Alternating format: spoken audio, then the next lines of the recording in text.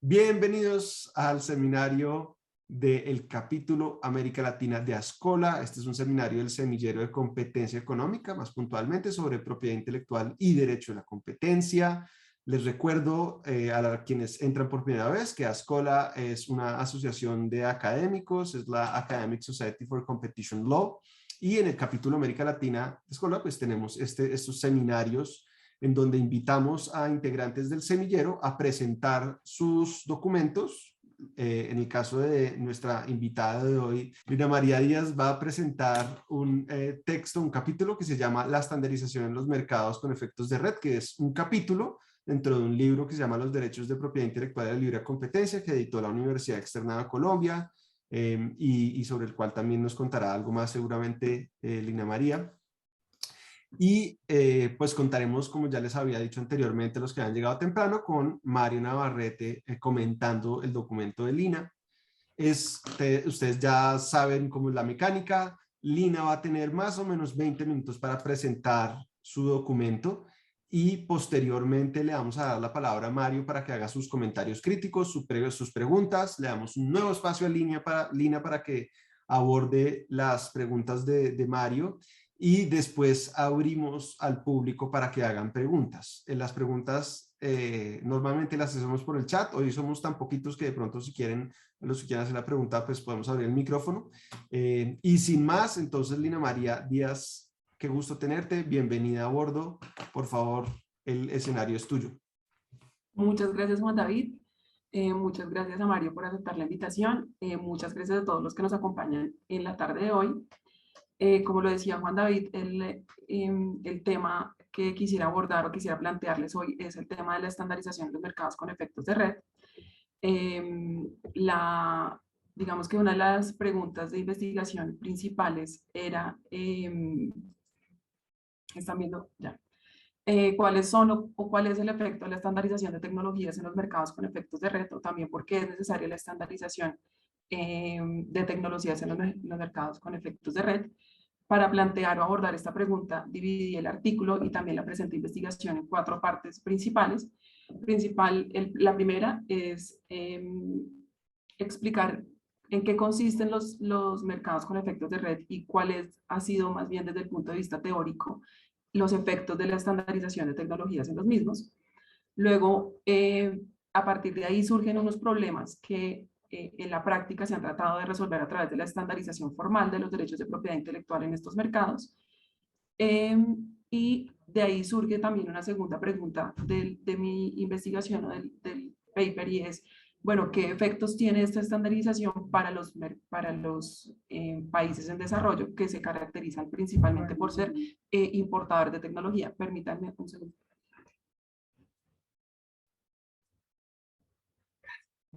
Y lo otro es que finalmente voy a plantearles un caso o algunos casos que se han presentado en Latinoamérica, especialmente como está en el paper el caso de Transmilenio, pero también les quise traer a colación otros casos que se han presentado en Colombia, no necesariamente frente a estandarización, pero sí al reconocimiento de que los derechos de propiedad intelectual pueden ser un mecanismo para generar poder de mercado en los diferentes mercados donde los derechos de propiedad intelectual pueden o son un activo esencial para el funcionamiento del mercado. Bueno, partiendo entonces con la primera parte de la exposición, los mercados con efectos de red. Los mercados con efectos de red se caracterizan, o su principal característica es que son aquellos en los que la utilidad para los consumidores aumenta en la medida en que incrementa la cantidad de usuarios que están integrados en la red. Entonces, ejemplos de estos, además de los que mencionaba Juan David antes de telecomunicaciones, están, por ejemplo, las tarjetas de crédito. Las tarjetas de crédito sirven porque son aceptadas primero por una gran cantidad de comercios que las reciben como medios de pago, y entre más establecimientos las acepten, aumenta mi beneficio como usuario pagador, porque puedo utilizarlas en mayores establecimientos. Aquí viene un punto importante, y es que los efectos de red, los mercados con efectos de red también pueden presentarse situaciones en las que se traten de mercados de plataforma o mercados de dos lados, como son también las tarjetas de crédito. A partir de esa característica inicial, digamos que desde el punto de vista de la economía, o más bien analizando estos mercados desde la perspectiva de la economía, Kars y Shapiro tienen una serie de publicaciones en las que explican cómo son los equilibrios en estos mercados y cuáles son los efectos de la estandarización en estos mercados. Entonces, partiendo de una gráfica sencilla donde tenemos por un lado en el eje X el precio por unidad y en la parte, en el eje Y, perdón, al revés, X tenemos cantidades y Y tenemos precio y unidad, encontramos que cuando el precio marginal del producto, es decir, el precio es demasiado elevado con respecto a la curva de demanda, no va a haber ninguna compra, ¿sí? Porque está el producto o el bien que crea la red está muy costoso. Entonces nadie lo compra y ese también puede ser un equilibrio.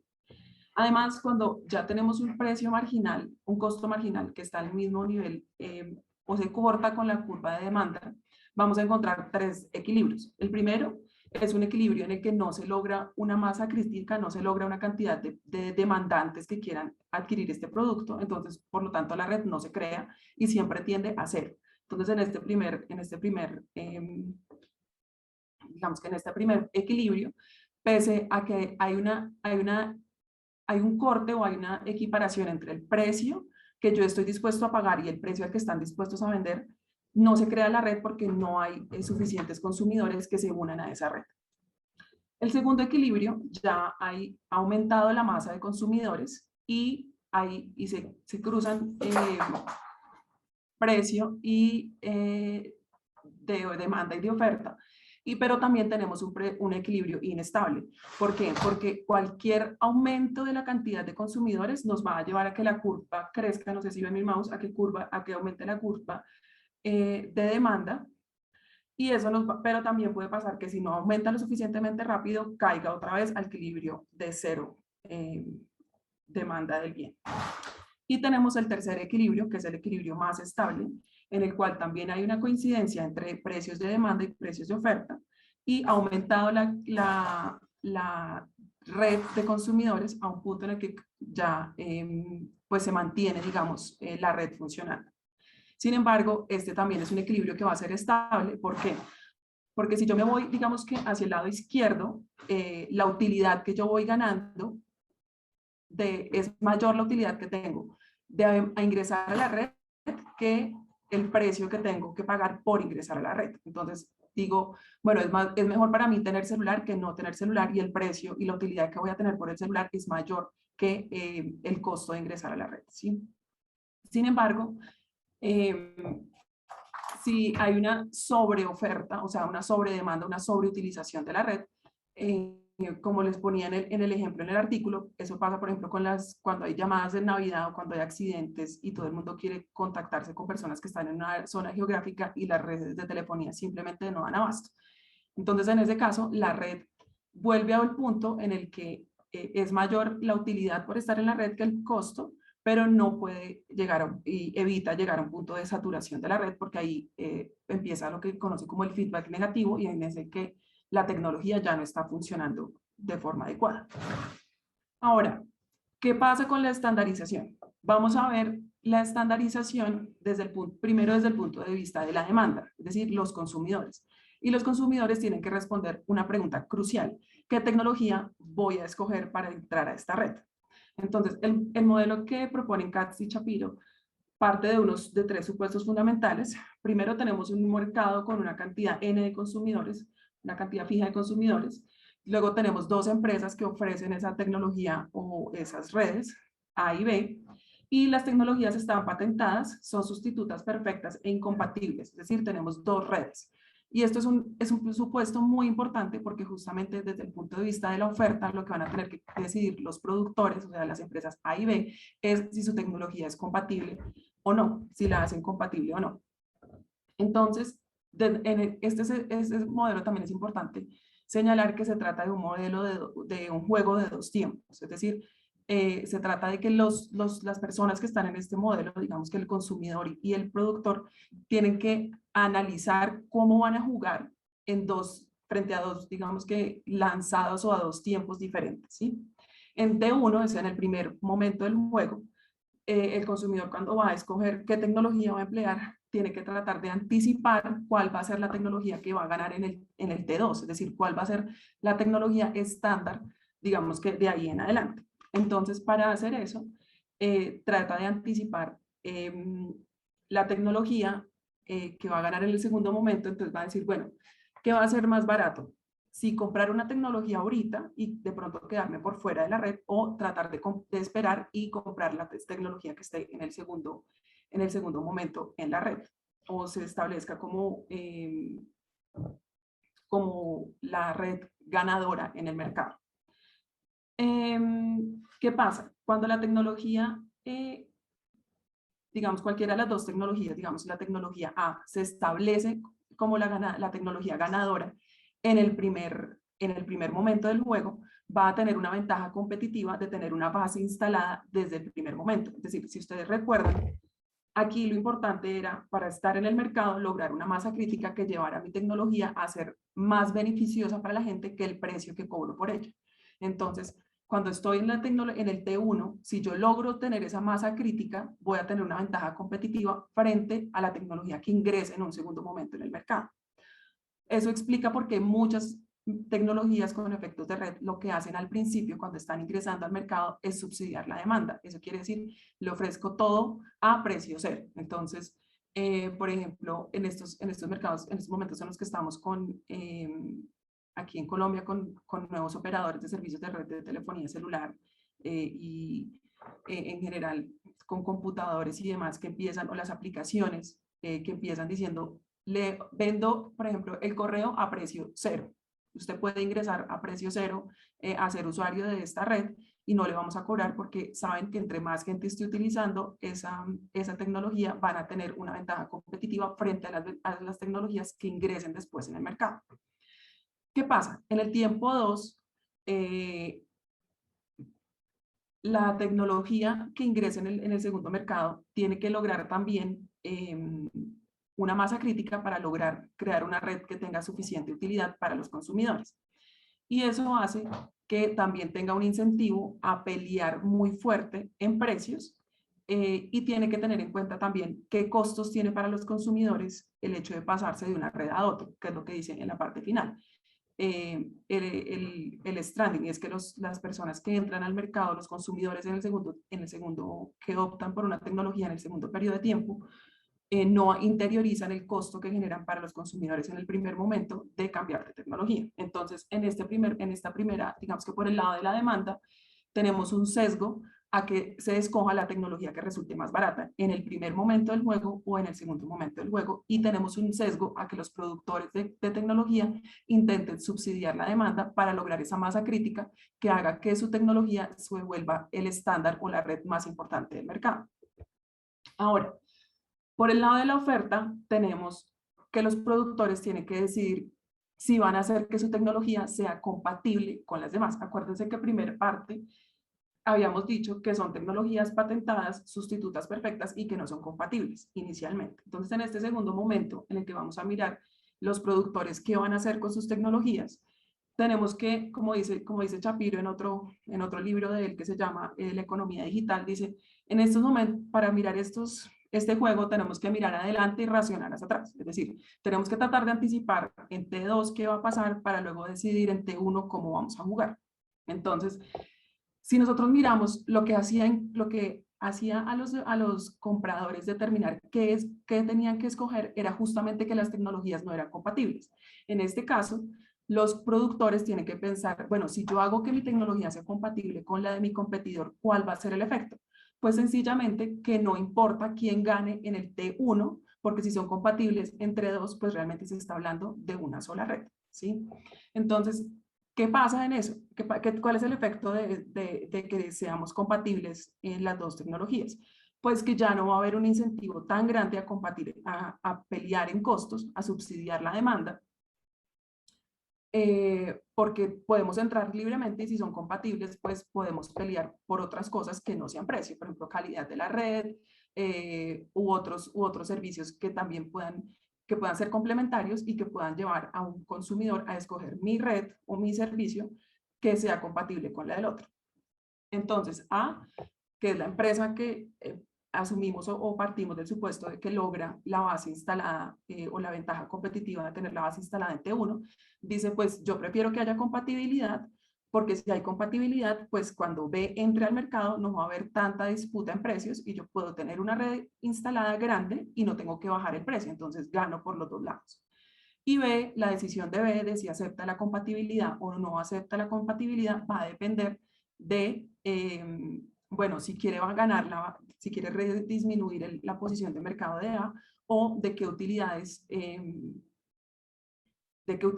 puede tener en costos en T2. O sea, si en T2, en el momento 2, él logra tener un precio muy bajo que le permite derrotar a A, pues va a escoger la incompatibilidad porque va a ganar toda la base instalada y no solamente una porción que tiene que compartir del mercado, del resto que tiene que compartir con A. Entonces, el problema es que ahí es donde viene el tema de propiedad intelectual, porque la compatibilidad en temas de tecnologías muchas veces se logra por licenciamiento de tecnologías que están patentadas, que era uno de los primeros supuestos que tenían Katz y Shapiro, que las tecnologías estaban patentadas por cada uno de los productores. Entonces, ¿cuál es la conclusión de esto? Primero, que pueden establecerse estándares de facto cuando hay una tecnología que gana una base instalada muy grande y para lograr eso van a haber incentivos a subsidiar la demanda. Segundo, que la compatibilidad o la incompatibilidad va a depender de los costos de producción de las nuevas tecnologías, si sus costos de producción les permiten tener o ganar una base instalada suficientemente grande reduciendo precios, y si es posible lograr esa compatibilidad tecnológica cuando las tasas que se pagan por la tecnología no aumentan demasiado los costos. Pero no hay una garantía de que la tecnología que se adopte sea la mejor que esté disponible en el mercado, y nada garantiza, no hay un instrumento que garantice que se eviten, por ejemplo, los costos para los consumidores de quedar atrapados en una tecnología o de tener que incurrir en costos demasiado altos para transitar de una tecnología a otra, que es lo que les estaba mostrando en esta diapositiva. Ahora, vamos a hablar de cómo se ha tratado de solucionar estos problemas a través de la estandarización formal de los derechos de propiedad intelectual. Entonces, estos son estándares que no se adoptan porque una tecnología gane mayor participación en un mercado, sino porque hay un ente que ya sea, puede ser un ente regulador del Estado o pueden ser entes particulares como las Standard Setting Organization, que deciden cuál estándar se establece en el mercado. Entonces, lo primero que quisiera señalarles acá es que el derecho de la competencia ha sido utilizado muchas veces para lograr que en algunos mercados, cuando se tiene un derecho de propiedad intelectual que es esencial para la participación en el mercado, para ingresar al mercado, se ha optado por la utilización de las facilidades, de la doctrina de las facilidades esenciales para lograr que los competidores tengan acceso a esos derechos de propiedad intelectual. ¿Por qué? El contenido esencial de los derechos de propiedad intelectual es la exclusividad a la explotación comercial del producto o del servicio que incorpora ese servicio, esa tecnología o ese derecho de propiedad intelectual. Entonces, si nosotros vemos, por ejemplo, las patentes dan un derecho exclusivo a importar, exportar, usar, ofrecer en venta y vender una tecnología que está patentada. Y por tanto, si ese derecho de propiedad intelectual es esencial y sin el mismo yo no puedo ingresar al mercado, pues ese derecho de propiedad intelectual se vuelve una barrera de entrada para que las otras empresas puedan ingresar al mercado, que fue justamente lo que pasó con el caso de Microsoft frente a sus códigos fuentes que tuvieron que licenciar o dejar que otras empresas tuvieran acceso a ese código fuente para que pudieran crear aplicaciones que fueran compatibles con el sistema operativo de Microsoft y Windows para los computadores. Entonces, es importante tener en cuenta que en ese sentido, los derechos de propiedad intelectual pueden y otorgan en efecto un poder de mercado que no puede equipararse con un monopolio, pero que sí puede afectar el funcionamiento del mercado en general. Entonces, como que los requisitos que la doctrina y la jurisprudencia han aceptado o han establecido para que se creen los requisitos, para que se aplique la doctrina de las facilidades esenciales, es primero que se trate de activos que son muy costosos de replicar, es decir, derechos de propiedad intelectual, por ejemplo, para los que la inversión en investigación y desarrollo fue muy elevada, y que no es factible que una empresa lo replique de manera rápida y ágil o lo suficientemente rápida y ágil como para ingresar al mercado y generar un derecho de propiedad intelectual que sea sustituto del que ya está en el mercado. y pues que sea imposible que sin ese activo de derecho de propiedad intelectual yo no pueda ingresar al mercado. Ahora, ¿qué pasa? En la fijación formal de los estándares, vamos a tener en otros modelos económicos, han tratado de analizar cómo se forman estos estándares formales a través de la identificación de cuáles pueden ser los actores que están en estas, digamos que organizaciones de fijación de estándares. Entonces, tenemos primero a las empresas upstream, que son las que se especializan principalmente en el desarrollo de tecnologías, y que su beneficio de participar en esta estandarización es únicamente el pago de licencias, porque ellas no llegan al mercado final de productos. Las downstream, que son las que emplean la tecnología y su utilidad va a depender de que no hayan tantos costos elevados de licencias de tecnología, de tasas o regalías por el uso de tecnología, y en esa forma puedan recuperar ese costo a través de la venta de productos finales. Y las empresas integradas verticalmente, que son las que tienen tanto desarrollo de tecnología como venta de productos finales, y por tanto su costo o su beneficio está en obtener licencias cruzadas, es decir, poder otorgar licencias para el uso de sus derechos de propiedad intelectual y obtener al mismo tiempo la autorización de uso de derechos de otras empresas y no tener que incurrir en otro costo, sino más o menos hacer como una compensación. Yo te ayudo, tú me ayudas, y así los dos llegamos al mercado sin incurrir en costos adicionales. Y la organización de derechos de fijación de estándares tiene unas reglas en las cuales determina cómo deben actuar estas empresas para lograr, primero, que haya interoperabilidad de tecnologías, o sea, se haya una estandarización formal. Segundo, que se equilibren los intereses de todos los miembros, es decir, de quienes quieren solo licenciar sus derechos de propiedad intelectual, quienes quieren solamente vender productos, y las empresas que tienen los dos intereses. Tienen que estimular la competencia para que hayan mayores empresas utilizando el estándar y por tanto mayores productores en los servicios o en el mercado de productos finales. Y además pues se beneficien a los consumidores logrando la maximización de las utilidades de los mercados de red. Y para eso tienen unas reglas, que es que tienen que revelar antes de la fijación del estándar qué derechos de propiedad intelectual tienen relacionados con ese estándar. Tienen que comprometerse a que van a licenciar esos derechos en términos FRAND, es decir, fair, reasonable and non-discriminatory, es decir, justos, razonables y no discriminatorios. Y tienen que participar técnicamente en la fijación del estándar. De ahí se deriva que los derechos de propiedad intelectual que estén en el estándar van a ser considerados como derechos de propiedad intelectual esenciales, porque sin esos no puedo aplicar el estándar y por tanto no puedo llegar al mercado. Segundo, eso le da poder de mercado a los titulares, que son a las empresas titulares de estos derechos de propiedad intelectual, y pueden llegar a bloquear la competencia si no se licencia estos derechos de propiedad intelectual. Y ahí es donde yo planteo un punto en el texto de qué fue primero, la patente que se vuelve esencial o la esencialidad porque fue fijada en el estándar, y tenemos ahí como una controversia de qué fue primero, el huevo o la gallina. ¿Qué fue primero? El derecho de propiedad intelectual porque era esencial porque tiene un contenido técnico suficientemente grande e importante para lograr la interoperabilidad y que el mercado funcione, o se vuelve esencial únicamente porque las empresas dentro de esta fijación de estándares deciden este estándar o este derecho de propiedad intelectual es necesario para cumplir con el estándar, y si no lo incluyen van a estar violando mis derechos de propiedad intelectual y se van a arriesgar a que yo los demande después porque están violando ese contenido de exclusividad de importar, utilizar, fabricar, vender y demás. Entonces, esto es como el contexto, y ahora vamos a verlo aplicado en un caso concreto que se plantea en el artículo, y fue el caso de Motorola contra Apple. Motorola era un titular de una patente que era esencial o supuestamente esencial para poder utilizar los sistemas de posicionamiento que tienen todos los celulares. En Alemania, Apple no tenía o no había logrado licenciar esa tecnología con Motorola, a pesar de que le hizo 6 propuestas diferentes de licenciamiento de contratos para poder obtener esa licencia. Finalmente, Motorola decide demandar a Apple en Alemania y logra que le prohíban a Apple vender sus celulares por internet.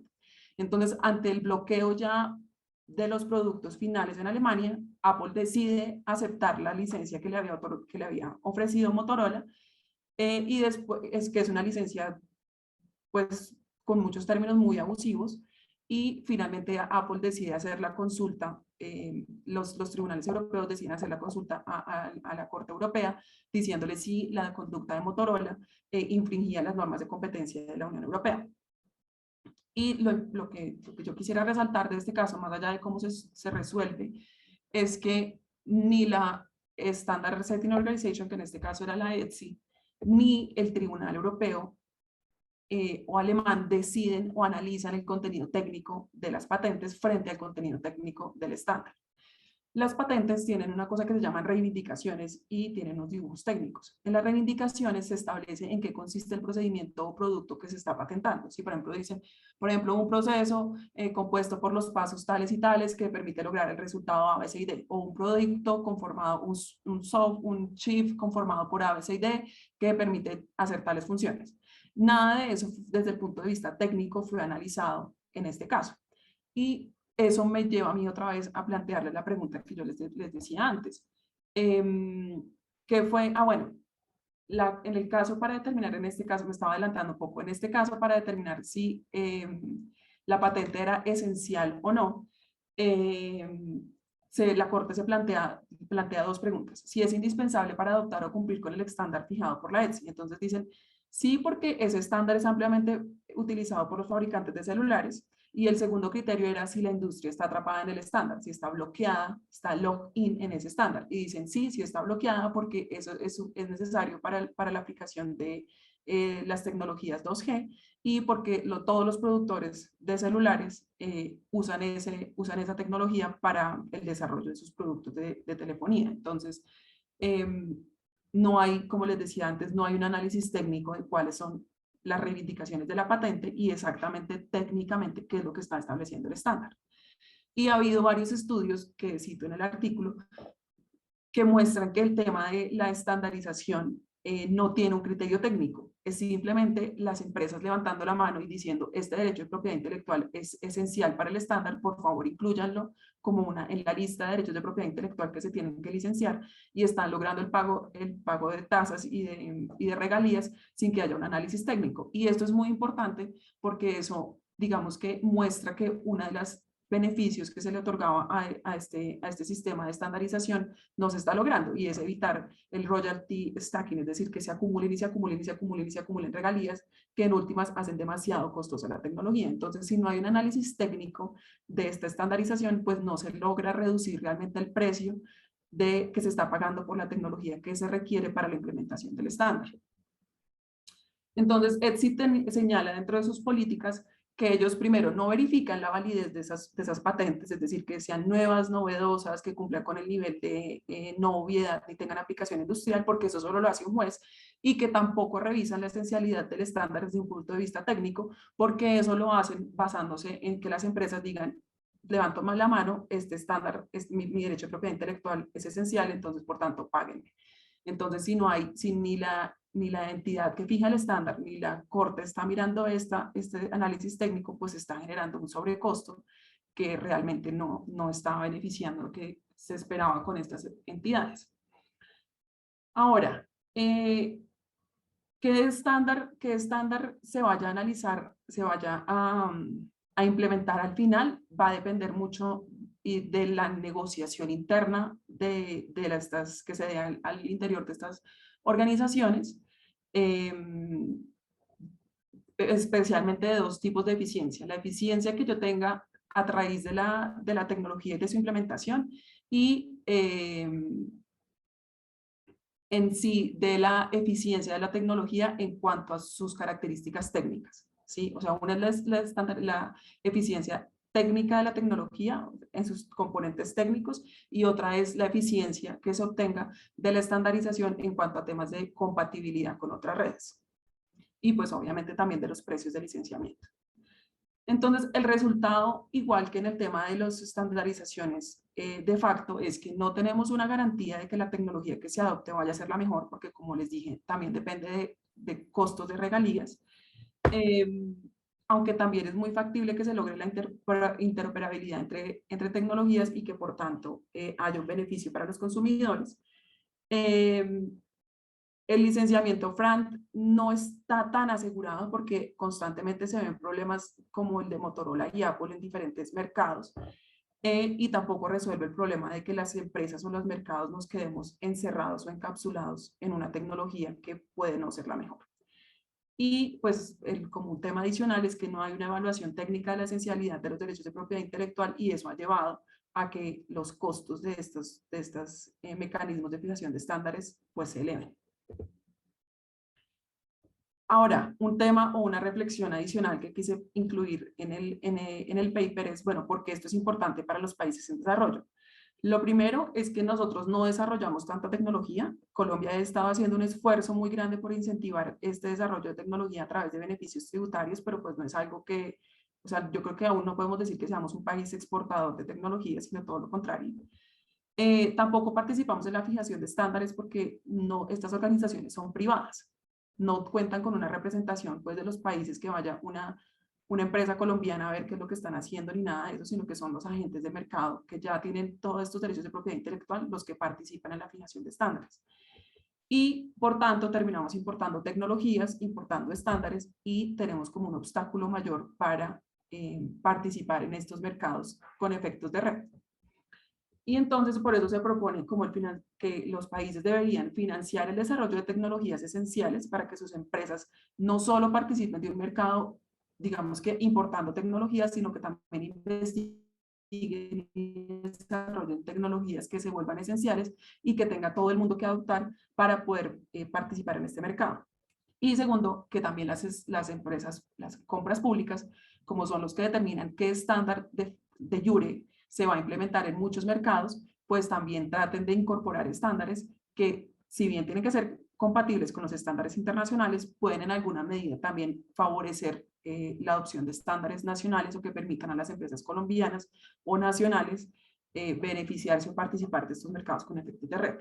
Ahora, desde el punto de vista del derecho de la competencia, yo, y esta es un área para futuras investigaciones, quisiera mirar si nosotros podríamos analizar, basándonos en la doctrina de los efectos, si las conductas anticompetitivas que se dan en estos mercados con efectos de red, en la estandarización, por tener efectos en los mercados colombianos o mercados nacionales, pudiesen ser sancionados por las autoridades colombianas.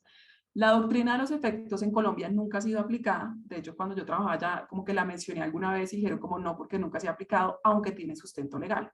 El decreto 2153 del 92, perdona, no, olvidé el artículo, ahorita no recuerdo, dice que están las normas de protección de la competencia se aplicarán respecto de todo aquel que desarrolle una actividad económica y en relación con las conductas que tengan o puedan tener efectos total o parcialmente en los mercados nacionales, cualquier sea la actividad o sector económico. Y también en la ley 253 tenemos que esta ley se aplicará a los actos de competencia desleal cuyos efectos principales tengan lugar o estén llamados a tenerlos en el mercado colombiano. Entonces tenemos un sustento legal que en muchas otras situaciones, por ejemplo, también de integraciones empresariales que se dan en otros países, tienen un efecto directo que repercute en el mercado colombiano, pero las autoridades colombianas no hacen nada.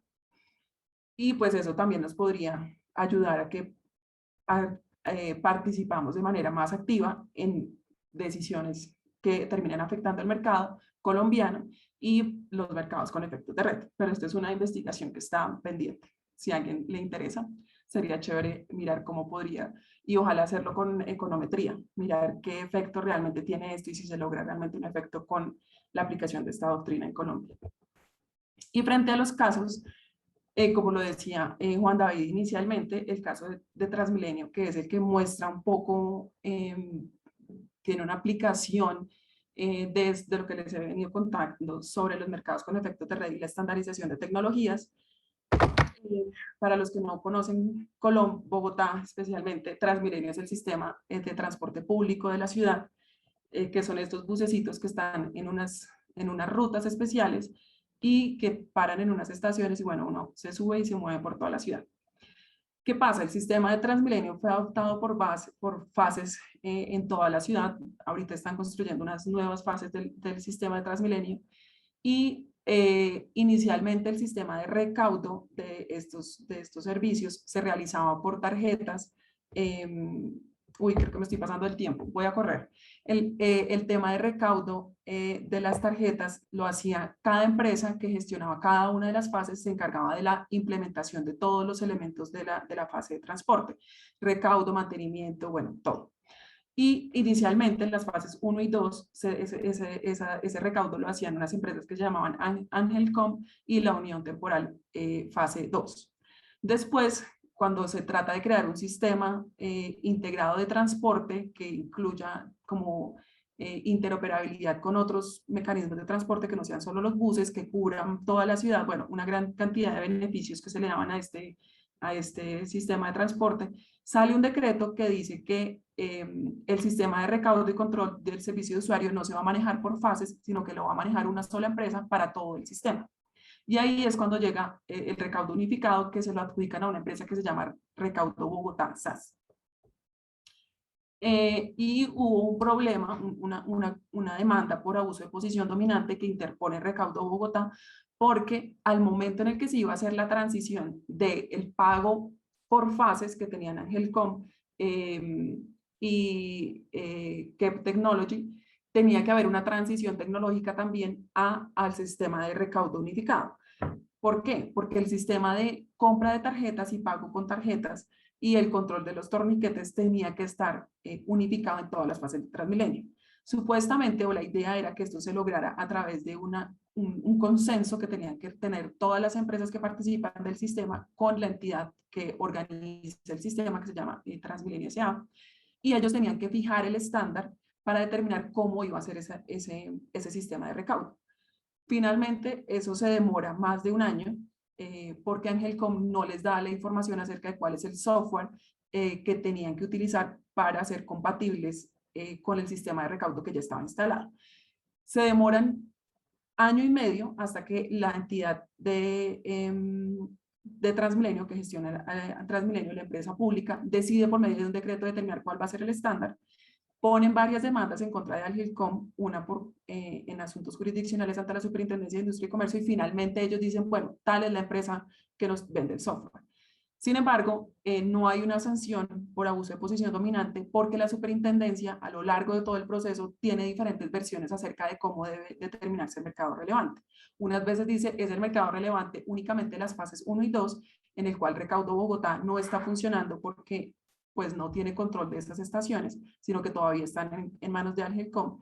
Y después a lo largo, ya en la etapa de informe motivado y de resolución sanción o resolución final, deciden que ese no era el mercado relevante, que el mercado relevante era el de todo el sistema y que no hubo ningún abuso de posición dominante por parte de Angelcom ni de Kep Technology porque ellos no podían realmente determinar si entraba o no entraba al mercado porque esto era todo un proceso de licitación pública y quien termina decidiendo eso era la entidad pública que hace el proceso de contratación de licitación.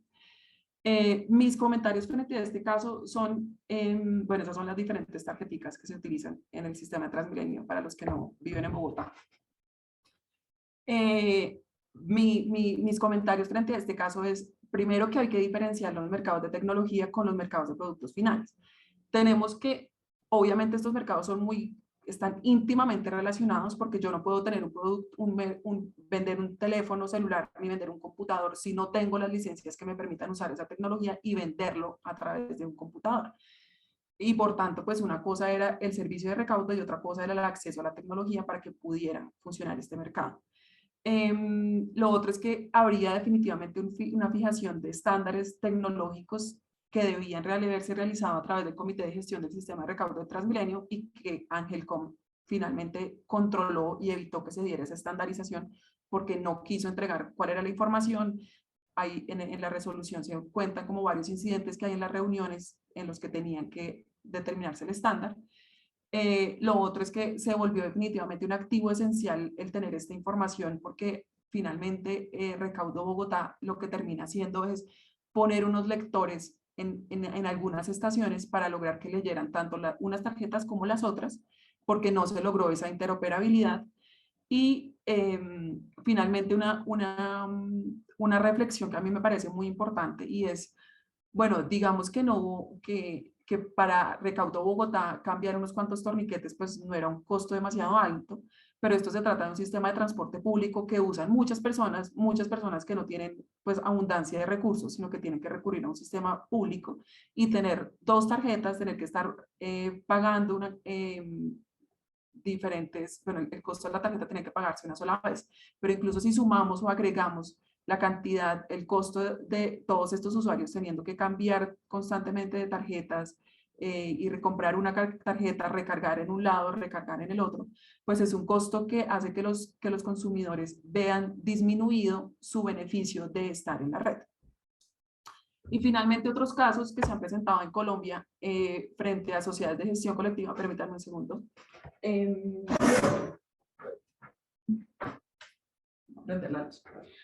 En Colombia se han presentado otros casos con las sociedades de gestión colectiva en los que se ha reconocido que los derechos de propiedad intelectual otorgan un poder de mercado en esos mercados. En este caso se trataba de, no sé si ustedes se acuerdan, hubo una época en los que los celulares tenían unos ringtones que uno podía decir la música que sonaba cuando alguien le estaba llamando a uno. Estos ringtones son vendidos por unas empresas editoriales y Acodem es una sociedad de gestora de estos derechos de propiedad, derechos de autor. Y ellos en el 2008 empezó a coger a todas estas empresas editoriales y a decirles, miren, ustedes no negocien únicamente con los proveedores de servicios de telefonía, no negocien directamente, sino que negocien por Acodem y vamos a lograr que tengan que pagar el 10% del precio, no tenga que vender por el precio final de venta, sino bueno, terminaron ahí cambiando las condiciones de venta, todos terminaron vendiendo a las mismas condiciones que les ponía Acodem y aumentaron muchísimos los costos. Finalmente, esto hubo un ofrecimiento de garantías y se lograron algunos acuerdos, ofrecieron algunos acuerdos y finalmente no hubo sanción. Y el otro caso, también de sociedades de gestión colectiva, se presenta por SAICO, que es SAICO y Asimpro, que es esas no son exactamente una sociedad de gestión colectiva, sino que son una asociación de sociedades de gestión colectiva que reciben el pago de la divulgación y explotación económica también de obras musicales. Y iba a haber un concierto en Colombia, en Bogotá, y dijeron como ustedes no han logrado, no tienen la autorización de SAICO y Asimpro para hacer ese concierto y por tanto no vamos a dejar que abran el concierto. Finalmente hubo un problema de orden público terrible, la policía dijo, finalmente esto no es un asunto de seguridad, no es un asunto, digamos que cumplen con todas las autorizaciones administrativas de seguridad del local, de sanidad, de todo eso, abran el concierto y después miren con SAICO y Asimpro cómo va a ser la negociación de estos pagos por el uso de la música. Y ahí se dice, hubo un abuso también un abuso de posición dominante por parte de SAICO, porque ellos estaban fijando las condiciones, el productor del concierto les dijo, miren, las boletas no se vendieron tanto, ustedes no me pueden decir que les siga vendiendo como al precio que ustedes quieran y no pueden bloquearme el evento simplemente porque no nos ponemos de acuerdo en un precio. Y bueno, finalmente ahí sí hubo sanción y SAICO terminó pagando una multa. Entonces, como conclusiones al artículo, quisiera pues señalar o señalo en el paper más bien, que la fijación de estándares sí es un mecanismo que permite la maximización de utilidad de los consumidores y por tanto debería ser incentivada, pero eso no va a garantizar en ninguno de los digamos que contextos, fijación de estándares de facto o fijación formales, que se adopte la mejor tecnología posible.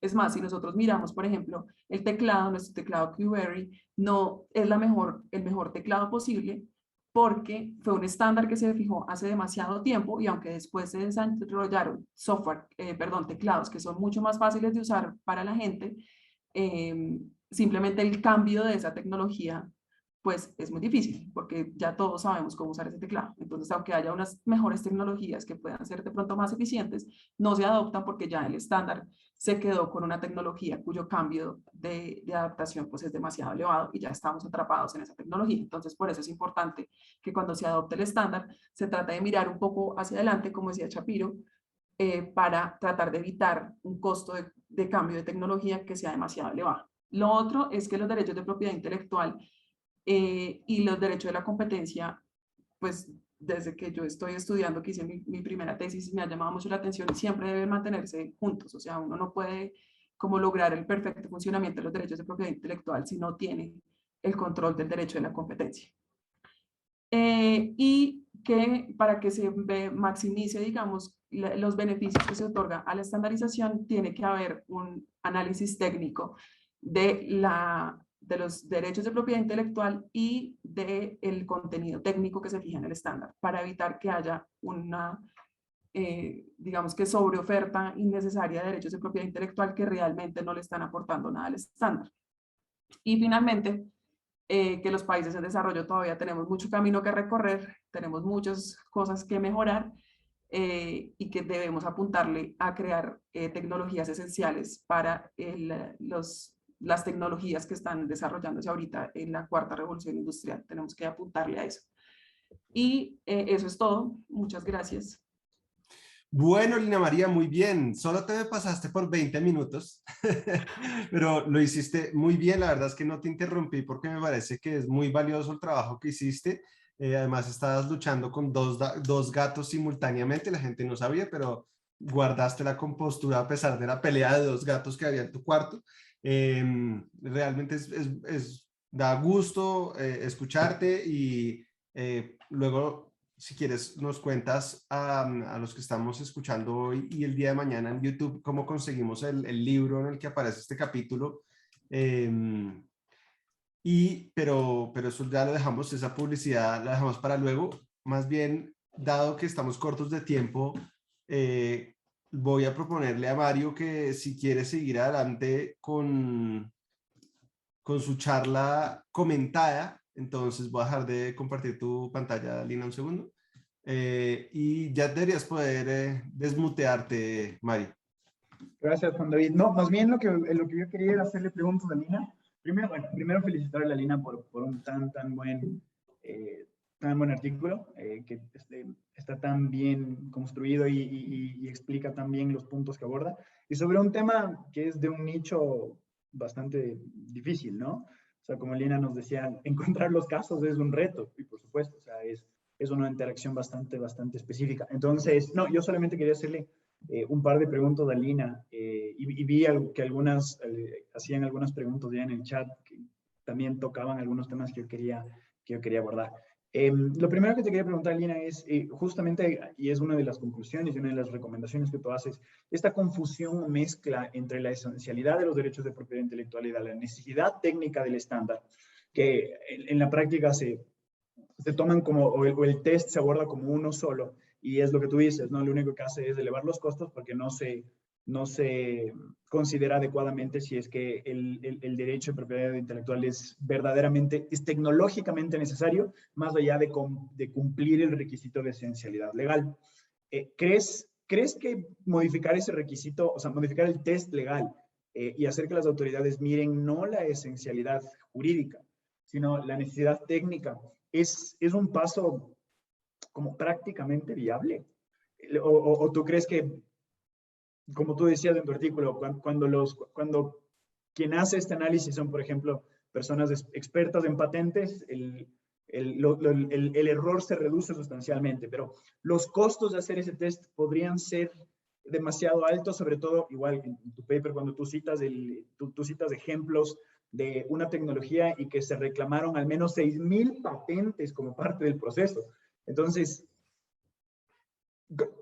no sé, ¿cómo crees tú que logramos este compromiso entre 6,000 personas diciendo patente esencial y una verificación técnica que importa seguramente dificultades prácticas? No sé cómo lo ves tú. Bueno, voy a aprovechar también para contestar la pregunta de Manuel, que dice en qué consiste el análisis técnico que debe hacerse.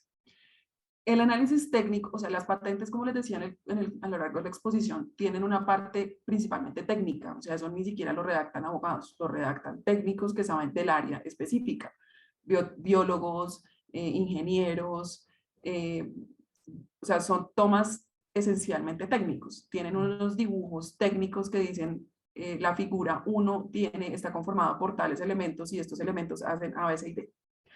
Entonces, el análisis técnico que debe hacerse es mirar y comparar si las características técnicas del estándar están cubiertas por un derecho de propiedad intelectual. Y eso se mira comparando reivindicaciones técnicas, contenido técnico de la reivindicación de los derechos de propiedad intelectual con las reivindicaciones o características técnicas del estándar.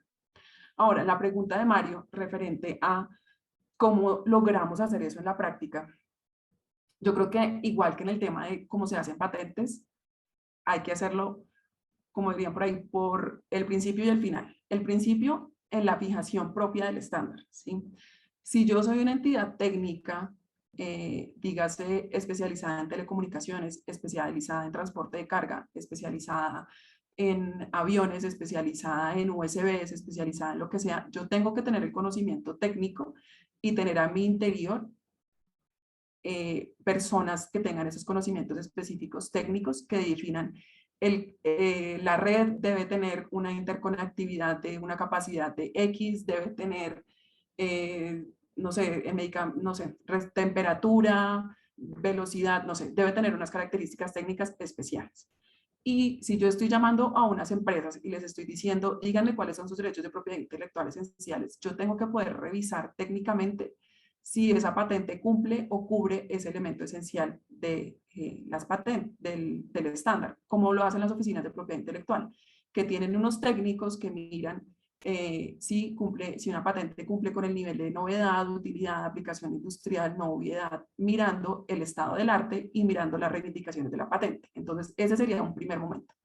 Y el segundo momento es mirando los jueces si realmente esa patente hacía parte del estándar y si se infringió o no. Usted, en los procesos de infracción, de violación de patentes, también está la prueba pericial, también está la solicitud de conceptos técnicos que yo puedo puede solicitarlo directamente el juez a un tercero a costa de las partes o puede aportarlo a la parte interesada diciendo, juez, mire que aquí hay una infracción, una violación de la patente, o diciéndole en lugar de eso, yo tengo una patente que cumple con los requisitos técnicos del estándar y por tanto debieron haberla tenido en cuenta o debieron haberla, o la están violando porque no la licenciaron dentro de ese paquete de licencias especiales, esenciales.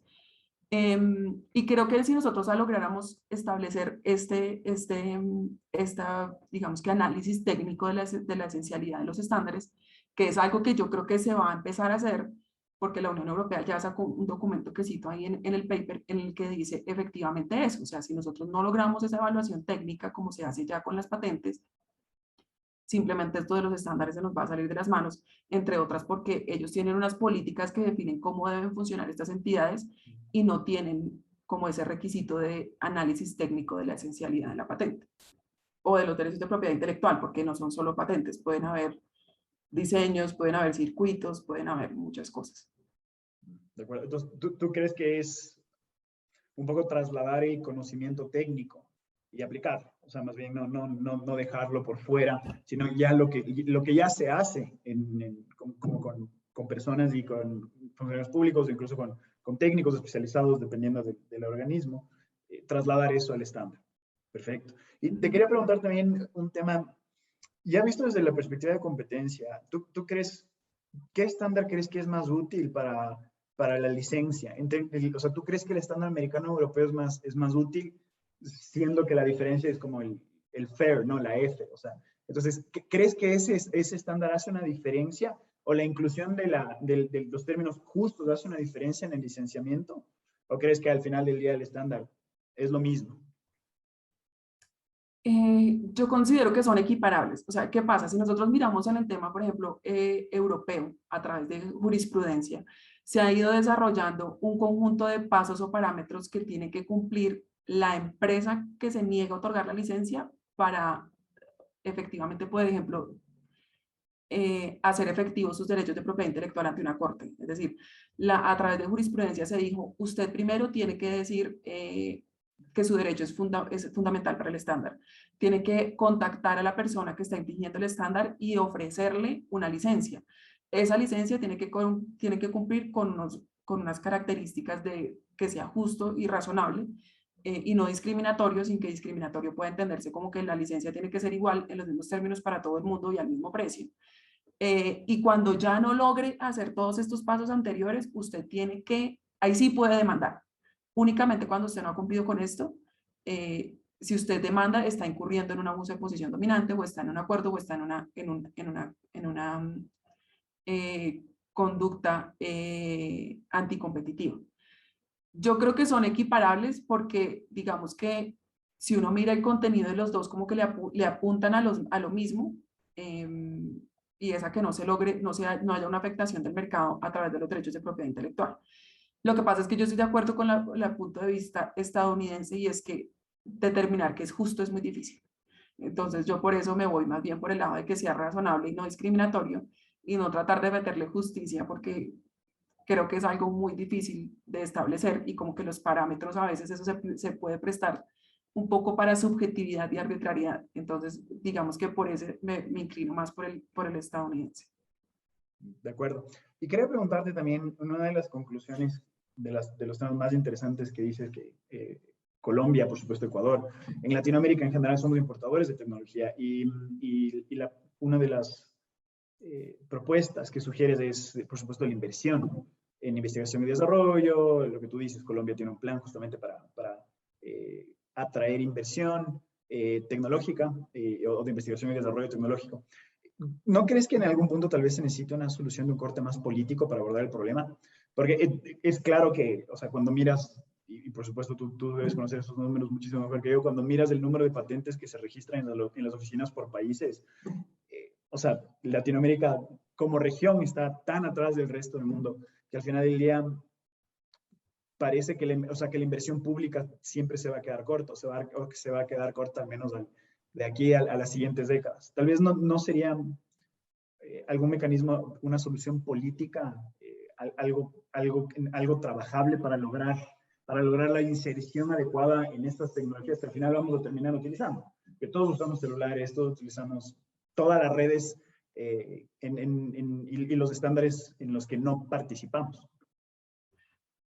Esa es una pregunta que, digamos que yo consideré, o sea, no sé, sería como una investigación mucho más profunda que me gustaría hacer, porque si nosotros miramos, otra vez haciendo la equiparación con el tema de propiedad intelectual, tenemos tratados internacionales que nos dicen y que han unificado el tema de propiedad industrial en todo el mundo.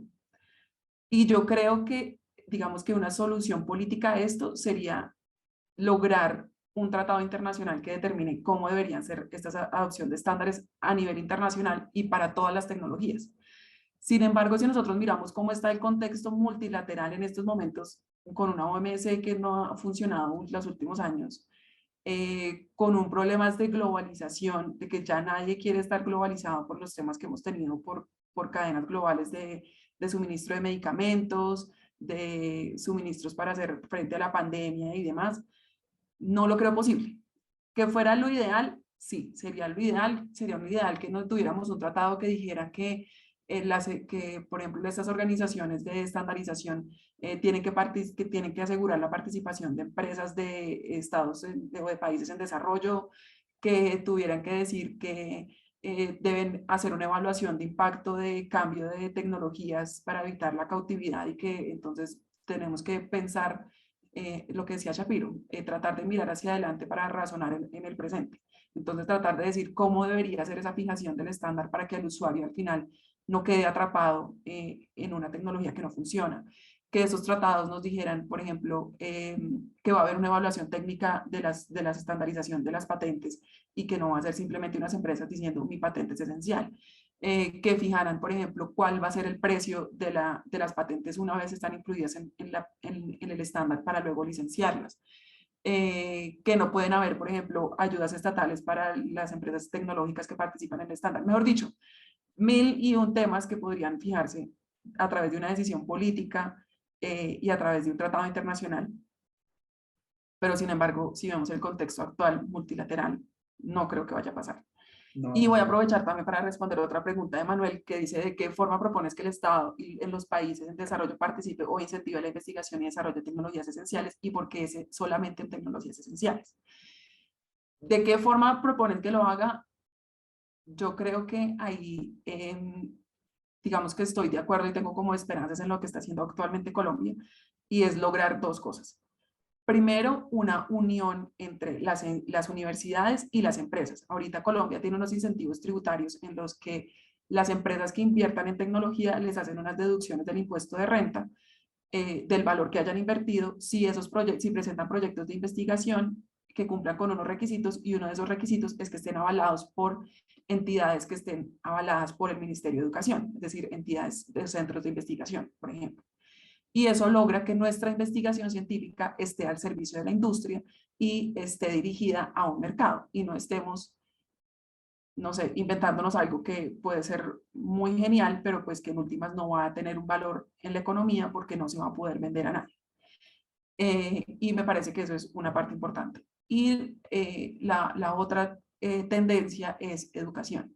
Si nosotros no mejoramos nuestros niveles de educación en Latinoamérica y en general en los países en desarrollo, pues no vamos a estar fomentando la creación de mentes creativas y de investigadores que en el futuro garanticen que va a haber constante investigación.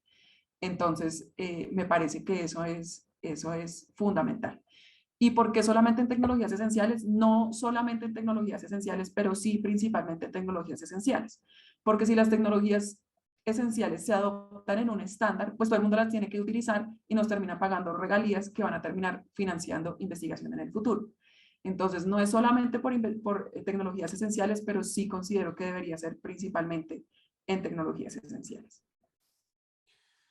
Bueno, Lina, se nos acabó el tiempo y Mario también se nos acabó el tiempo. Estaba realmente muy amena la charla, pero al mismo tiempo habíamos prometido que esto iba a durar más o menos 1 hora y ya nos estamos pasando por un poquito.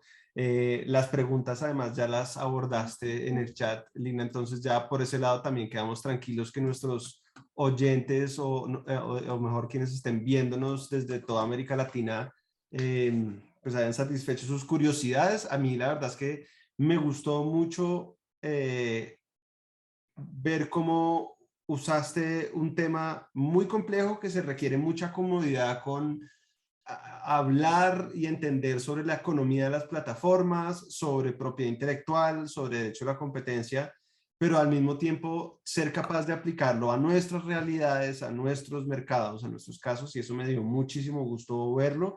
Realmente lo hiciste muy, muy bien, Lina, y espero que muchos puedan acceder a tu libro. Si quieres, ahora sí puedes contar acerca del capítulo en el que aparece, perdón, el libro que aparece en tu capítulo. Bueno, el libro fue digamos que un trabajo conjunto entre la Universidad Externado y el Instituto Max Planck para la Innovación. El libro próximamente lo van a encontrar en la librería del Externado si lo quieren en físico, y también va a estar disponible en internet para que descarguen los capítulos que les interesen. Va a haber temas sobre protección de datos, abuso o consideración de las marcas notorias como un elemento en prácticas restrictivas, la tema de gestión de derechos de autor y competencia. Bueno, hay muchos temas muy interesantes y próximamente aún no creo que esté disponible en internet porque hasta ahorita, como les comentaba Juan David y a Mario, nos pidieron la autorización para publicarlo. Entonces yo creo que en un par de semanas ya va a estar disponible en internet para que lo descarguen. Genial, buenísimo. Bueno, pues nuevamente felicitaciones, Lina. Muchas gracias, Mario, por acompañar a Lina y por hacerle las preguntas como comentarista crítico. Realmente que espero que podamos contar contigo, Lina, en muchos otros eventos, por supuesto con Mario también, pero esta es la primera vez que creo que Lina presentaba, así que espero que esta sea la primera de muchas veces. Te invito además a que consideres empezar a producir también en inglés. Yo sé que tú ya lo puedes, lo has pensado porque tienes una tesis, maestría sobre el tema y tal, pero sería muy, muy bueno contar contigo en la conferencia anual de Ascola y estoy seguro que para ti sería súper beneficioso. Sin más, entonces, muchas gracias a todos por los que nos acompañaron hoy. Próximamente habrá más noticias de eventos Ascola que vendrán antes de terminar el año, pero por lo pronto que tengan una feliz tarde, noche, donde se encuentren. Muchas gracias. Chao. Muchas gracias a todos. Que estén muy bien. Gracias. Chao, gracias. Gracias. Gracias. Chao. Bye, gracias.